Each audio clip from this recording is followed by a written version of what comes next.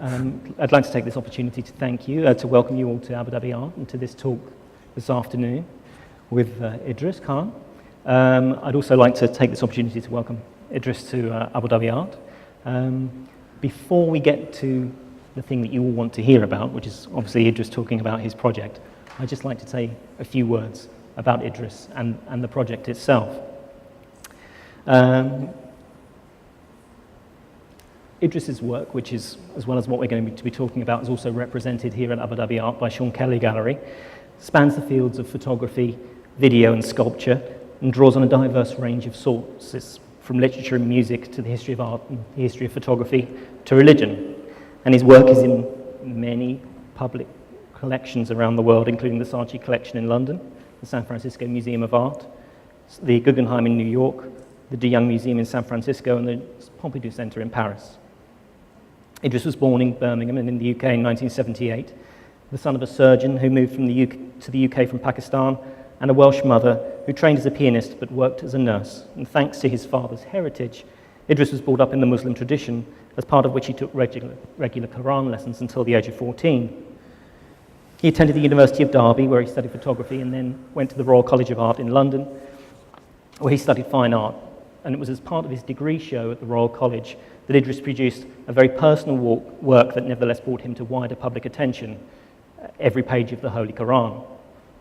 It's a densely layered work that made up of scans of all 1,953 pages of his father's Quran.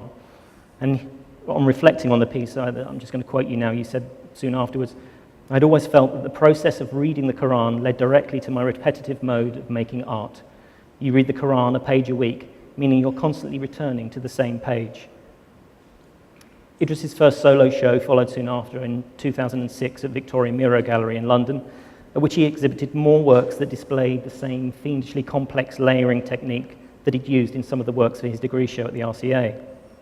The work stemmed from a seemingly straightforward proposition. What would happen if you could see each page of a book all at the same time, or if you could hear every note from a sonata all at the same time, or if you could view the works of an artist's whole life's work all at the same time? It's a question and an approach that Idris has used to explore the works of Roland Barthes and Susan Sontag, as well as the architectural photography of Bernd and Hiller Becker, as well as Beethoven's scores for piano, which Idris reproduced in a single work entitled Struggling to Hear after Ludwig van Beethoven's sonatas in 2005. As the writer Jeff Dyer once said, Idris's work is dense, multi-layered, quite literally, and profound. In 2012, Khan was commissioned by the British Museum in London to create a new wall drawing for its touring exhibition, Hajj, Journey to the Heart of Islam. The exhibition featured a specially commissioned site-specific mural, You and Only You, which was made of a series of texts hand-stamped directly onto a wall that recorded fragments of responses of pilgrims' experiences of performing Hajj. The show also included one of Idris's sculptural works, 7 times, an installation of 144 sandblasted steel cubes with layered Arabic inscriptions, which was installed in the British Museum's Great Court. In the same year, the New York Times magazine also commissioned Idris to create a new body of work, a series of composite images that depicted London's iconic tourist sites. Idris said at the time that the series, which included the Houses of Parliament, Buckingham Palace and St Paul's Cathedral, and I quote, "What I quite like about the whole process is that these landmarks are photographed 1,000,000 times a day, but you can create more than just a document, a feeling of stretched time. I tried to capture the essence of the building, something that's been permanently imprinted in someone's mind, like a memory." And it's about memory that we're here to talk about today. At the beginning of this year, Idris was chosen to be the designer of the UAE's first national memorial. It's Idris's largest work to date, and it's a memorial that features a central sculptural element, an associated pavilion of honor, which bears the names of 196 men and women who've given their lives in the service of the UAE since 1971, and it sits within a 42,000 square meter new public park called the Oasis of Dignity.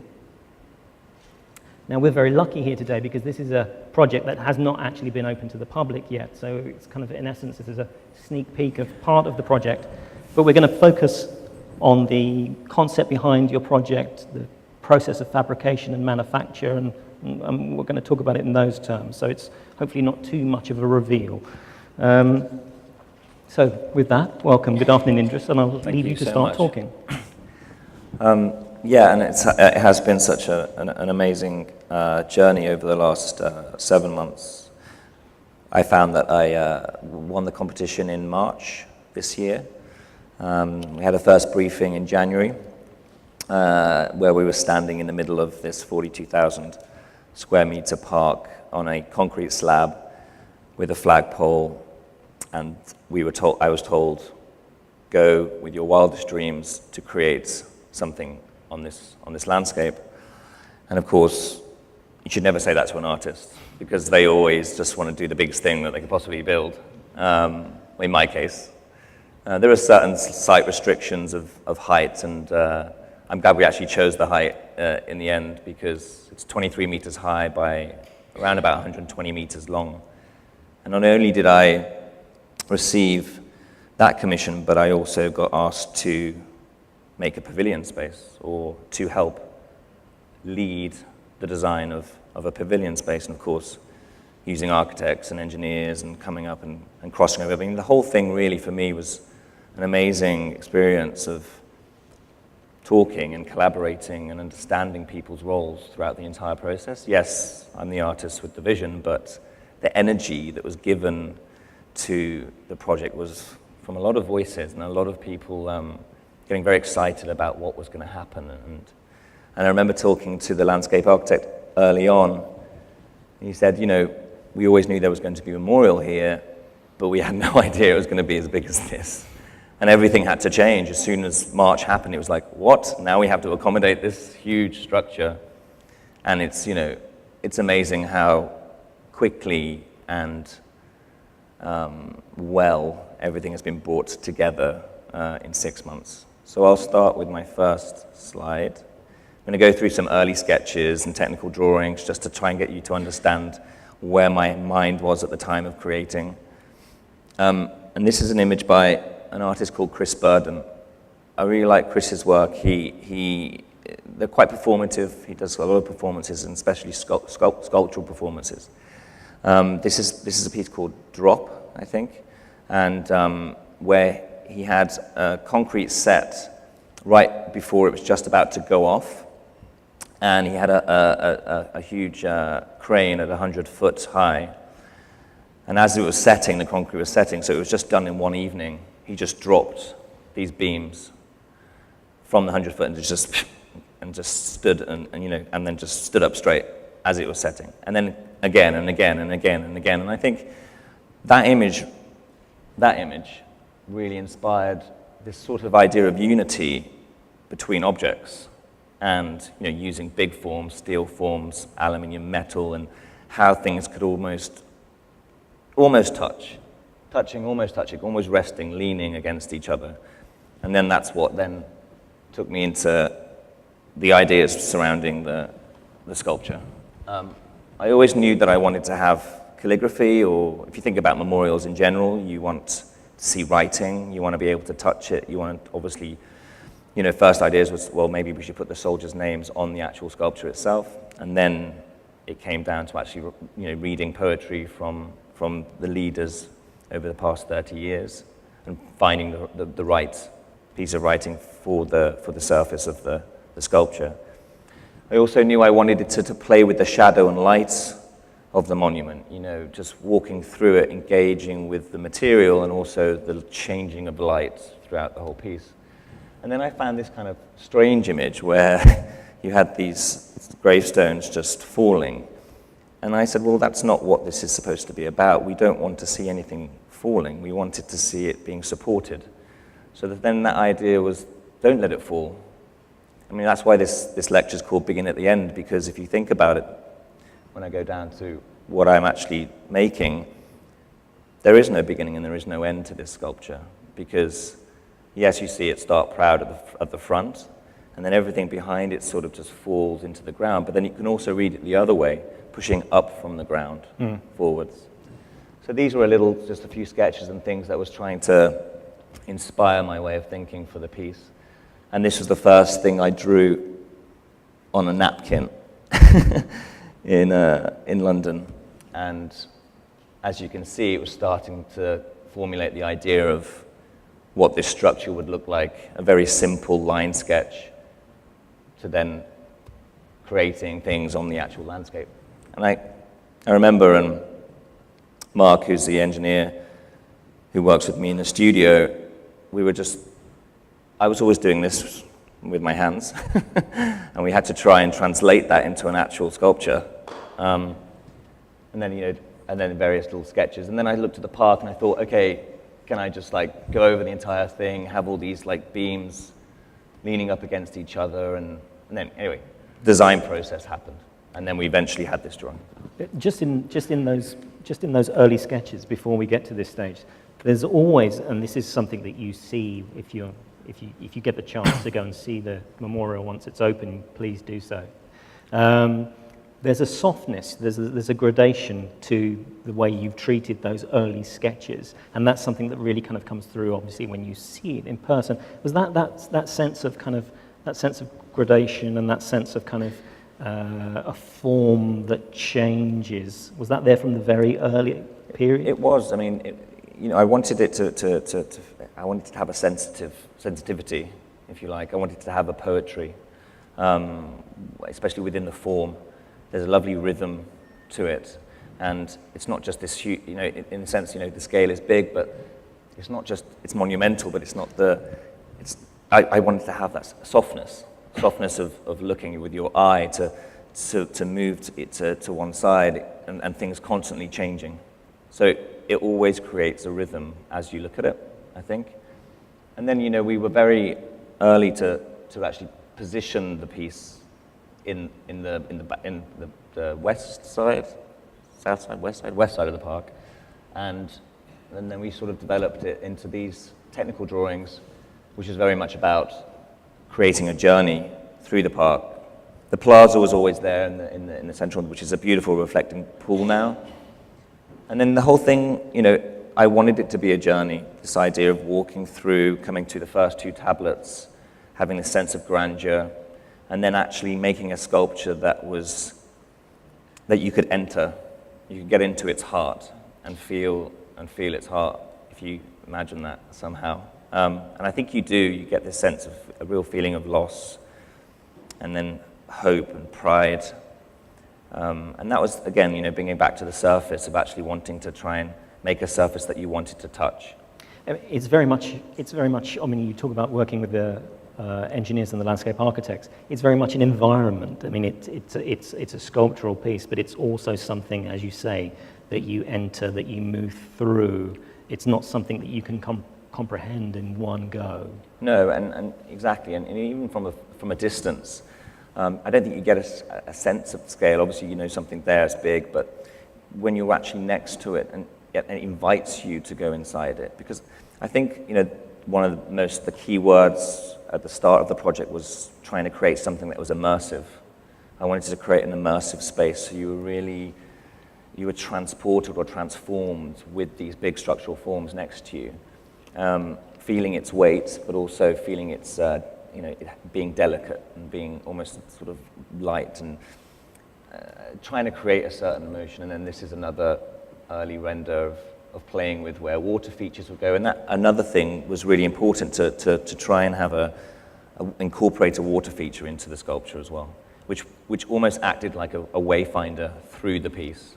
If you could just talk a little bit about kind of the whole ensemble is a kind of there's the plaza, there's the kind of the monument itself that uses water to lead you on this journey where you're taken to the circular structure that we can see in this image, which is the Pavilion of Honor. Was it your idea to kind of use the water to kind of take you through that narrative? Absolutely, and I think it's playful as well. A lot of these things, especially when you're doing something like this, is you have to have this a combination of different of things to make the viewer feel comfortable within the space, within the environment, to engage with the environment around it. I think that was very important for me. So when you're inside the sculpture and you see this trickling, it's a stream, a rill that guides you down. You want them to keep following that. There has to be, it's the journey through the sculpture, down through the spine, into the floor that then takes you all the way to the pavilion. And I think it's a playful environment, you know. It's a relaxing sound, and yeah, I want the viewer to experience the entire thing, and that's why. So this was the sort of final render before going into to make the work, and as you can see, some of the calligraphy on the tablets, and again, that was another way for me to make the viewer look for things throughout the work. I wanted it to be a sort of discovery, and the language itself, I used two techniques. I stamped the language into the mold of the aluminium before it got free-poured and cast, and I also sandblasted the text. I didn't want it to become something where the calligraphy was the most dominant part of the piece. I wanted it so the calligraphy would disappear and become part of the sculpture. So the viewer would be guided in some way to look for this little, you know, the moments of calligraphy, but not necessarily be directed just by the calligraphy. So in a way, the sculpture form became the most important thing. The calligraphy was just embedded and it was there, and viewers could engage with it if they wanted to. But actually, it's just a way to move your eye around a space. I was going to say, because there are various moments when you're walking around, and actually some of the parts of the calligraphy actually appear very high up on some of the tablets. Yes. So that's kind of where you position those pieces of calligraphy, is purposefully to move the person around and through.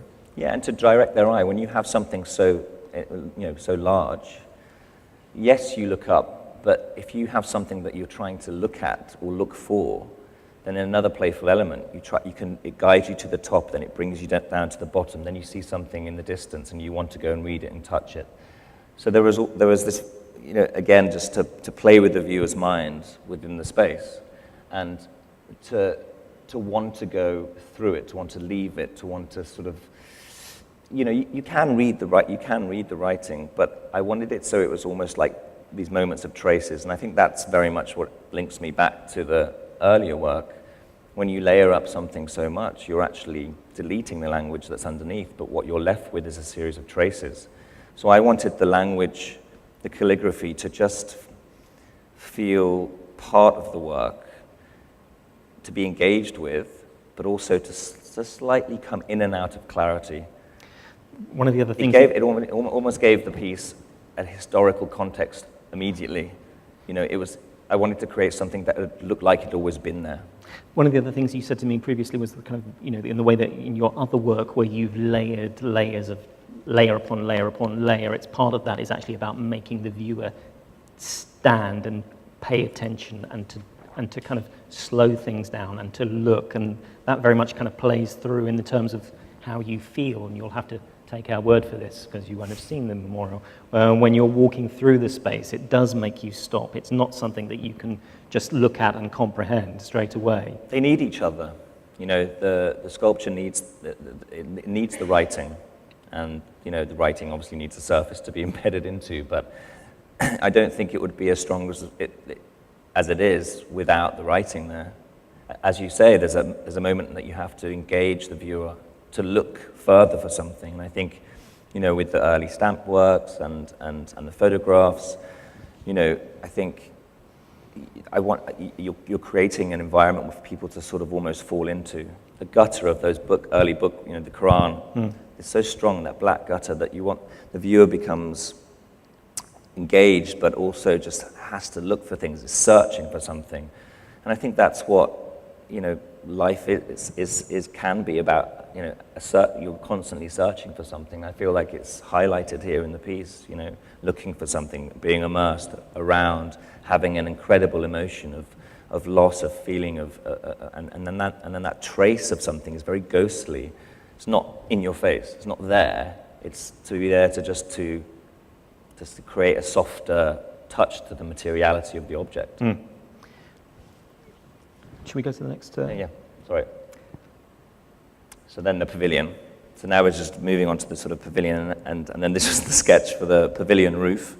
Early on I was just like, well, you know, we're upright and we're sort of collapsing, everything's supporting, but then how about we create a very protective environment where the tablets themselves form the roof of the pavilion. And then another early sketch of just trying to create an environment with paintings. I wanted to use glass. I knew I wanted to use glass early on. And I wanted to have an oculus in the roof. And then, so this was very early in terms of the viewer standing in the middle of 7 paintings around you and creating 7, Emirati states that were together and togetherness in the center of the pavilion. Again, a few little sketches, and then this was the final render for the work. So as you can see, the roof structure is the sort of tablets forming these incredible geometric shapes. The walls of the pavilion are cladded with 11 tons of recycled aluminium that has been recycled from armored vehicles coming back from conflict. And I think then, when you're in there, you get this incredible sense of protection somehow. It feels very strong.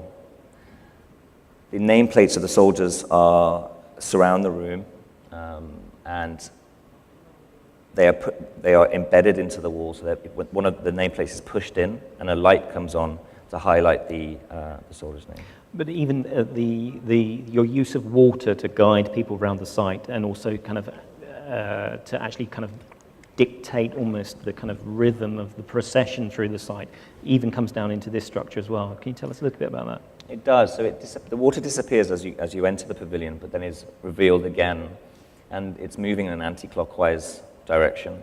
And so then again, the viewer is invited to walk around in an anti-clockwise way to follow the water. So therefore, then you can follow the names, and you're searching for the names there. And then the glass structure in the center of the piece is made up of 7 pieces of glass, and it has the soldier's oath repeated. I think it's around about 10 or 12 times, just repeated around the glass structure. So you have the soldiers looking in to the oath of the country. And I thought that was a very nice engagement. And then there's really lovely, when you're inside, and this just highlights the lights that come on in front of the names. And, it's so beautiful right now because they really do feel like they're candle lights all around the room. And it's a very sort of emotional experience. Sorry. So the idea is, what we're looking at here now is that each of those squares, each of those tiles that's lit, that's the tile that has the person's details on. Is that correct? Correct. Yeah. And tell me also about, you've got the balance here of kind of natural light and artificial light. Just tell me a little bit more about how you want the light to work in this structure, because obviously here you're dealing with, even the daylight can be a very strong source of light. Yeah, and I was very conscious of the fact that the park would probably be visited late at night or after 5, when it's a little bit cooler and you can really spend time in the park. And that combination of, obviously I'm a huge James Turrell fan of linking the 2 sources of light that creates another ethereal feeling. And the light almost is another way of engaging the viewer into looking at something further around the nameplates. And of course, then you have these dramatic sunlight hitting it and bouncing off the surface. And I think it's just a lovely environment to want to spend time in. I think that was probably one of the key things for me. How can I again slow the viewer down to actually want to be in there, to contemplate, to feel the emotion of what's happening within the room. And the water also helps with that because it just keeps moving and surrounding the glass sculpture in the center. And you really want to sort of spend time in this room, I think. And then by leaving it open to the elements as well, not a closed environment, you're engaging again with the landscape around the space. In terms of how, obviously there's a significant park that's around the elements that you've designed, and in terms of kind of getting that relationship between your parts of I'm not saying that you weren't involved in the whole thing, but there's a partnership here, isn't there, between you and the designers? And so what's your kind of sense of the relationship between the sculptural elements and the broader landscape? I don't know whether particularly the team expected me to have so much, or want to have so much interest in what was going on around the piece. when they first asked me to do it. But I think that eventually they found that, the concept and ideas that they have to be in partnership. They have to complement each other. And so therefore, in a way, it became a sort of artist-led vision throughout the entire park, I think, which is why I think it's so successful. There were always conversations about what goes next to the tablets, what kind of floor, bringing in that sort of these, bringing in materials that will complement the sculpture. What colors the water going to be, what trees are going to be next to it, just to incorporate the entire thing. And I think that's such a credit to make this thing all unite. And I think that's where its success will be eventually. We're looking now at some pictures of this. You tell us, this is the Foundry, is it? Yes, so this is the Foundry in Brisbane. It's a company called Urban Art Projects, UAP. And they, went out of their way to create something this quickly. It's an unbelievable. I remember walking into the Foundry for the first time after they'd started fabricating all the 900. A little bit about the actual piece itself. It's 300 tons of steel. It's 115 tons of aluminium. And there are 900 hand-painted panels to create the gradation on the whole thing. So each and every panel has been hand-painted and sanded to the correct gradation. And these are just pouring. So this was me in the Foundry in Brisbane doing the first initial test that then the painters would have to follow. So I was, again, using the same process that I've always done, applying paint, rubbing it away, applying paint, rubbing it away, having this, this cycle of events to create the actual painting, sanding, rubbing away, sanding, rubbing away. So this engagement of something being there and being lost, being there and being lost, is there throughout the whole thing. It's gradiated from 50% at the top to 10% at the bottom, and you can see the sort of color gradations there. And, I suppose I really wanted a surface that would be a very painterly surface. Almost like you're looking at 32 paintings. And first of all, and they're all unique. First of all, what was it that the Foundry, because Australia's a long way to go for the Foundry, what was it that the Foundry there could do that that couldn't be done anywhere else? What were they able to bring to the? I think they were engaged early on. That they're brought onto projects to find artists for big public artworks, and they do things incredibly well at massive scale. And I was talking to Annie, my wife, who's also an artist, about whether an artist's work, this is the biggest thing I've ever done, can translate at a large scale. And I think that's what the UAP do really well, is to take an artist that maybe necessarily doesn't have a public art background, and then to, bring him into a project and actually believe in him to create it, in this way, and they're good at it. This is a nice example we can see here on the image on the left of the text. Just tell us a little bit about achieving those two techniques. So the texture I wanted was it's a free-poured aluminium. So you melt the aluminium down, then you pour it into a cast, and then it creates an amazing surface. I actually wanted to reverse the surface, so we had to take a plasticine mold of the free pour, and then once you've done the plasticine mold, I wanted then the words to be stamped or pressed into the surface of the mold, as you can see here with this image, taking CNC routed wood cuts and then hammering them into the surface. So you create this indented, I always get it wrong, embossed, debossed, embossed embossed surface. And as you can see, there were, I can't remember how many panels were actually stamped or sandblasted in the end, but the amount of time it's taken to actually hammer in to create this surface it was just unbelievable. And I was truly emotional when I first saw the entire Foundry casting 900 panels. It was just unbelievable. But and also what it's done again, it's created a very hand-touched thing. It wasn't cut into the surface, it was pressed. So that delicacy, I think, is very nice, pressing the words into the surface. And also in terms also of we spoke before about actually even the choice of the script itself, what was the effect that you were going for? The actual font? Yes, or, yeah. I wanted it to be modern. I wanted it to be sort of an everyday, I think it was Nazanin, the actual font we used in the end, an everyday, it didn't dictate what the piece felt like. You know, I mean, we did have some discussions of whether the calligraphy should be hand-painted onto the surface, but I was very adamant that it had to be something that was now, it was being made now, not giving it a historical context because of calligraphy. Mm-hmm. It had to be, you know, now engaging with the font every day, used every day. But I think it works because then it molds into a very modernist sculpture. You know, and I think it's a minimal piece of art as well. So what that does is adds its own poetry, I think. So then, again, I mean, just more technical things. Once the work was sandblasted as well, the painting went on top of the vinyl cut to leave you know, the trace of writing on the surface.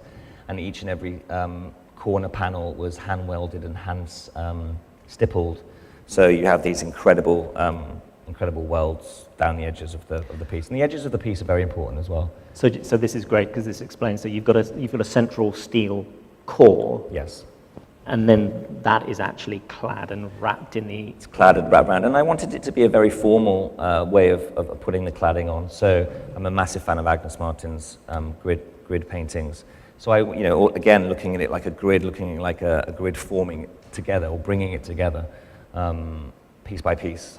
And it's you know, this is the prototype that was made in Brisbane before it was shipped over. And that prototype, that's having to test... Tell me about the alignments. Yeah. And well, that's because, you know, if you think about this thing, they're all counterlevered into the ground, so they're just touching each other. That was very important for me to get that element of like just touching, you know, just meeting each other. And, you know, it was important in the narrative of what we were trying to create. This is of the foundry in Shanghai with all the plates that didn't have the calligraphy on were made there, and then again all being hand painted and hand sanded back. And that was quite a unique thing as well, because, you know, it was happening in two different parts of the world, and those had never met each other. So all the which is an incredible job again, was all the painting that happened in Brisbane to all the painting that was happening in Shanghai had never been brought together.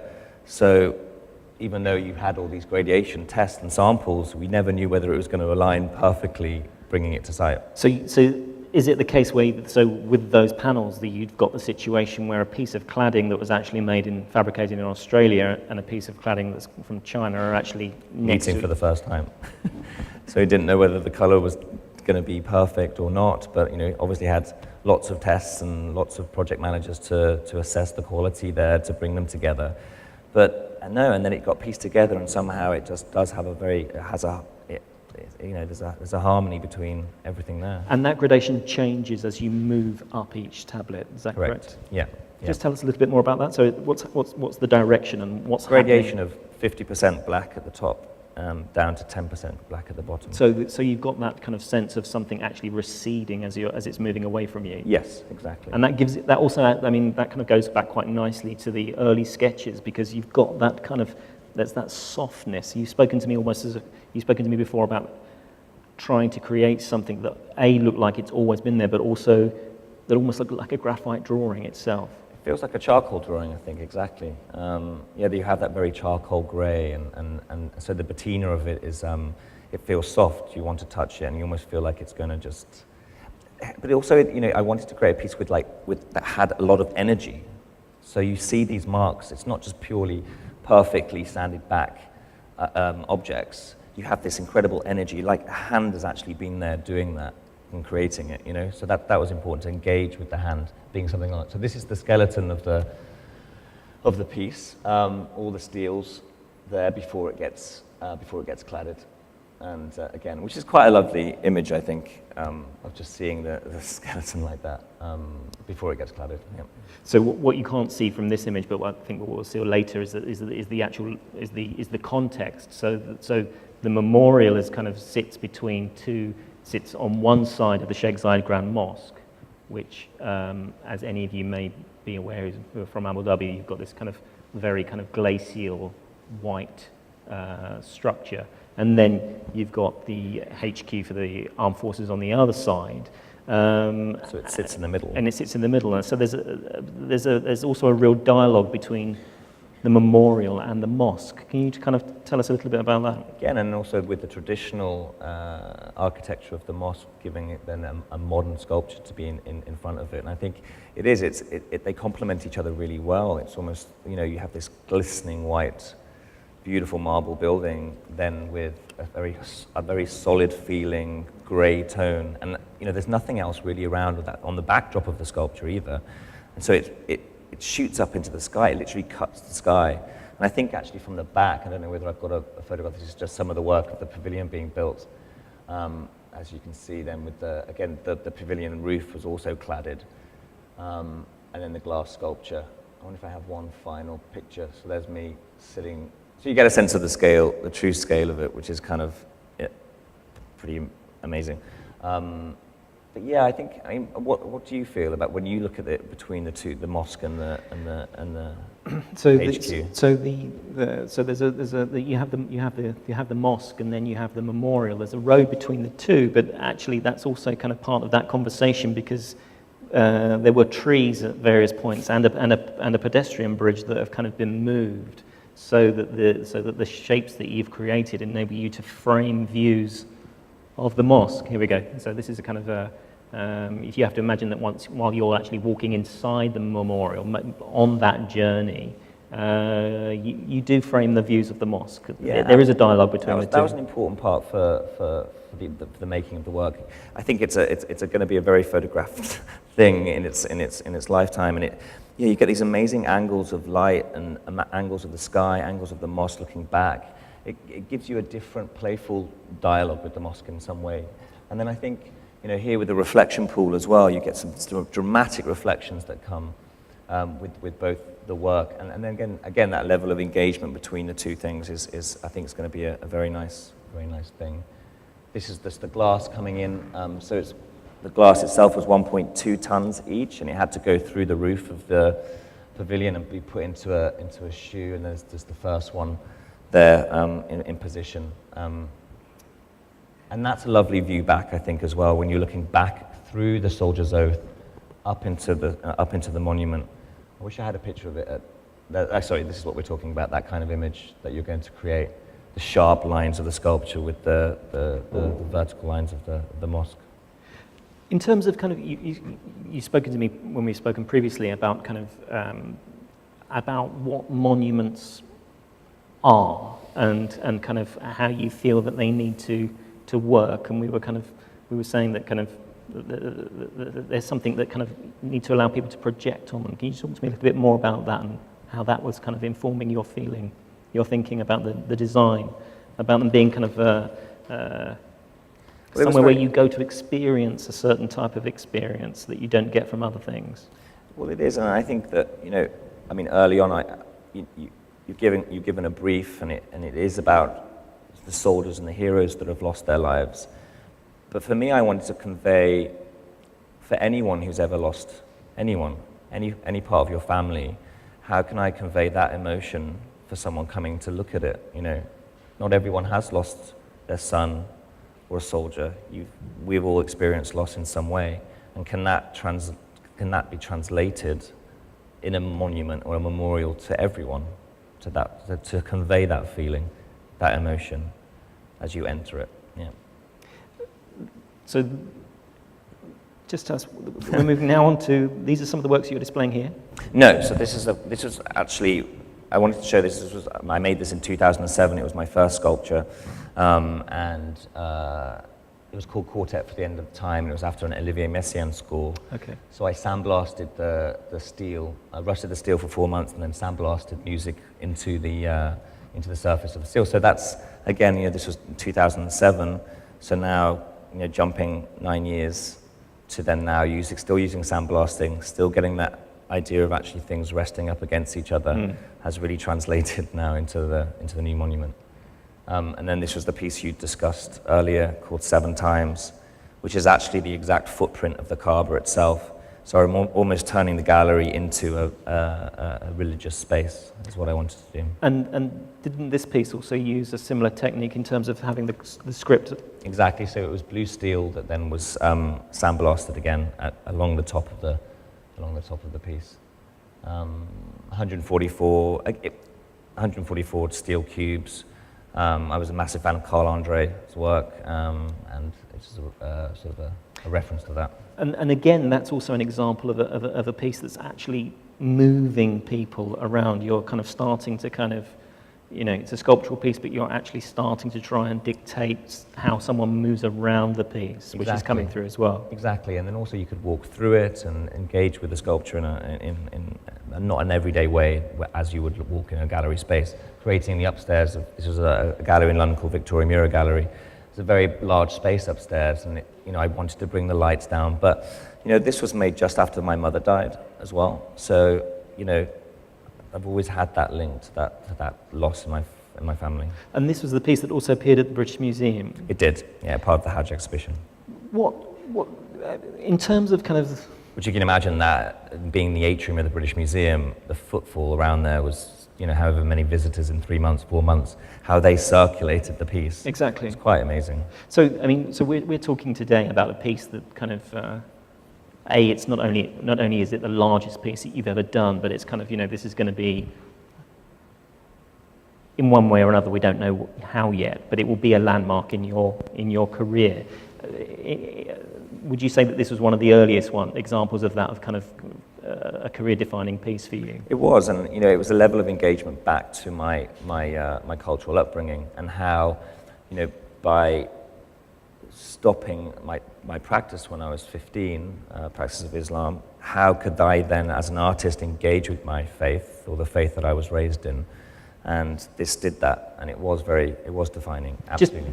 Just, if you don't mind, kind of, just in case there's someone here who's not familiar with the work, just talk us through kind of how this piece came about and what happened. So I was layering photographs and photographing every page of a certain book and layering up on top of each other.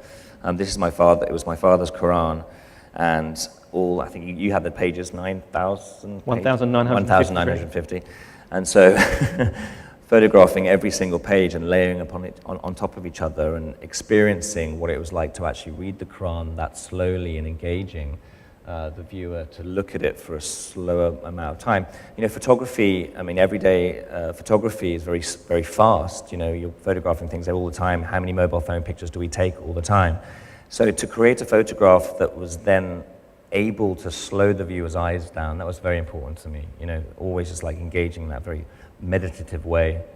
There's so many pictures in the world right now. Google everything. You've got everything in front of you. It's just so much availability. So instead of photographing the world out there, if you like, I went back into the studio and photographed objects around me, books, music, sheet music, and again tried to illustrate my hand, because I don't think a photograph necessarily does that. It represents your eye, it doesn't represent your hand. So I wanted to have an engagement with actually being able to draw with a photograph, basically. And then, how does that work in relation to so this is a new work. This is a new wall drawing of mine. It's shown at the Whitworth Museum in Manchester right now, and it's, as you can see, a large stamped work. So in around 2011, I wanted to create a way of making drawings. At the time, I had it was just after my mother died, and I was writing. I was a series of writings that I just thought, get all of this sort of feeling, this awful feelings I was having, writing, and then I made them into stamps, and then I'd create stamp drawings. So then with this another meditative approach to making art, and then now it's translated into a much bigger piece of art. So I think it's around 200,000 marks in this particular work. Which brings us back to what I'm showing here at the art fair. Those were early ones made on gesso surfaces. Mm-hmm. And then I wanted a way of almost separating the surface. So again, using glass to separate the surface, I stamped on 3 different surfaces. And it's interesting because it's actually not 3 surfaces. You have the 4th surface, which is the wall. Mm-hmm. So the actual work itself is engaging with the wall. You don't read the painting necessarily, you read the wall. Because then you look for language at the edges of the piece. So on each one of those layers, there's multiple stampings on each layer, and then there's multiple layers. Yeah, exactly. So Trace on a trace on a trace. So this is almost a kind of a rendering, the layering that you were doing with the images, actually kind of making that more concrete. Exactly, and it's a play with composition as well, because I never really give up what's written there. So it becomes a very abstract notion. You read the edges of the actual piece, but you can't read what's in the center. So you make that middle bit up in your head. You start the sentence and the end of the sentence, and then whatever baggage you want to bring to the piece, you can, and imagine something else or wherever you want to go. But then so it becomes completely abstract. And a lot of people want to know what I'm writing. In the end, it doesn't matter, because the work itself is the first, is the writing, and then the painting is then another expression, but it doesn't really matter about the content of what the words are anymore. It becomes a completely abstract experience. Fantastic. And this? That's a sculptural one that I've made recently. It's shown in a show in Berlin at Thomas Schulte Gallery. So you can see then even exploring more and more layers of opening up the glass. And then this is the final slide, which is a piece that's here on show again. This was actually, this is the new direction for my work. This is a piece that I've made that has a relationship to making the monument. So I wanted to create a work that was almost what it felt like when you were inside the space, looking for the angles, the shadows, the tones, and experiencing something, almost using the sculpture itself to be the drawing element of this piece. Mm-hmm. So I made a little sculpture in the studio and photographed all around it. Because when I look at the sculpture, it's actually very much like a cubist painting from the back. It almost separates. Mm-hmm. There's all these different layers from the back. And then with this, it's 81 unique paintings on aluminium that really transforms the viewer's eye. I don't think your eye necessarily rests. It really moves around the piece. And I think that's kind of what the monument does. I was going to say, as your eye does as you're walking around the monument. But these are images taken from a model. They're not taken from the monument. No, from a model in the studio to create the certain angles and feeling of what it's actually like to be in there. The first layer is a tissue paper layer, so again, this beautiful sort of texture. Then it's black and white paint on top. But I wanted, again, it's got that relationship to transparency that I've always had in the photographs, for searching through layers. And it's quite nice because your eye just bounces around, doesn't focus on one thing. So the angles and geometry of the actual sculpture translates into 81 small paintings. How different would it be, given that was taken from the? Did you think through about how different it would be, the fact that that's coming from a model rather than from the monument itself? Yeah. Well, I suppose at the time I couldn't photograph the piece because it wasn't finished. I mean, when I was coming back and forth, I was getting really great shots of the angles and things like that. But no, because I think there was a different level of intimacy when you create something small in the studio and then you're photographing around it in a very cubist way, if you like, and bringing all these little pieces together. It didn't necessarily matter that I wasn't dealing with the scale of the monument, because you can't comprehend the monument in one thing. Mm. When you're making a small model in the studio, you can comprehend the scale of it and move around it. You can't move around the monument. I mean, you can't move around the monument as a whole. Yeah. And so therefore the angles were unobtainable. So is that issue of scale, is that what you're having to consider now? I mean, you're about to, when it's unveiled, people will see that this is the largest work that you've done so far. But are you now confronted with that issue of kind of where do you go from there? Yeah, I'm just going to go and just make really, really tiny things now, like really, really little delicate tiny things. No, I definitely got to go for 25 meters, 26 meters, 27 meters, 28 meters.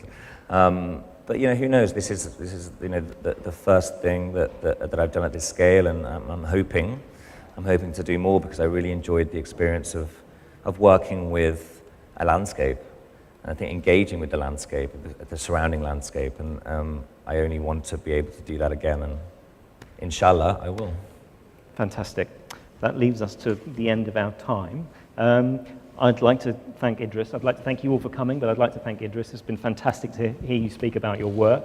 Thank you. Thank you very much. Thank you.